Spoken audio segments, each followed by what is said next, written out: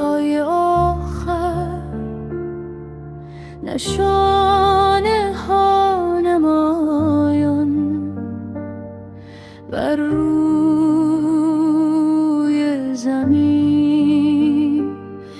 در هر سوی جهان انتظار کشیم آن وعده دیریم.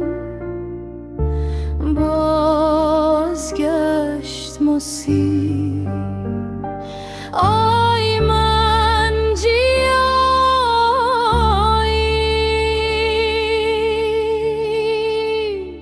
جنگ ها و قحطی غمگین و خونین پیش از طلوع آن صبح شیرین. نشانه های دوران هشدار زمین تا باز آید ای سیانان شاه یقین.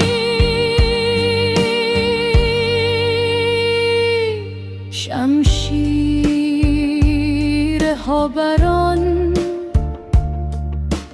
دل ها پر از کین نبرق آغاز در هر سرزمین. صدای شیون ها از هر کرانه خون میریزد ویرانی نشانه.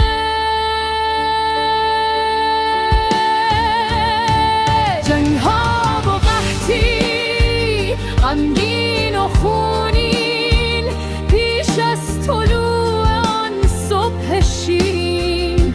نشانه های دوران هشدار زمین تا باز آید ای سیان شاه یقین. گرسنگی بیداد خشکیده کشت زار نانی نیست در سفر رنج و اضطرار لبها تشنه. چشمها بیمار این هم نشانیست از دوران دشوار.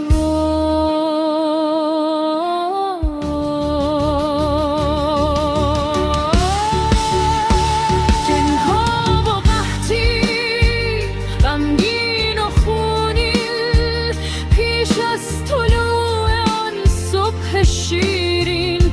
نشانه های دوران هشدار زمین تا باز آید ای سیایان شاه یقین.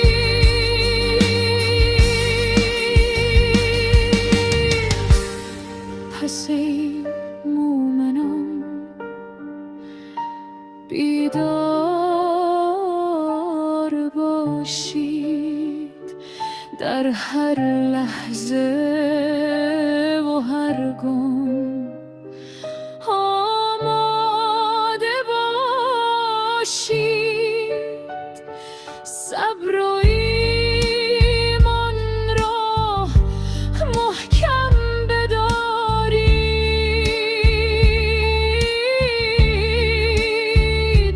تا با او به ملکوتش پرواز کنید.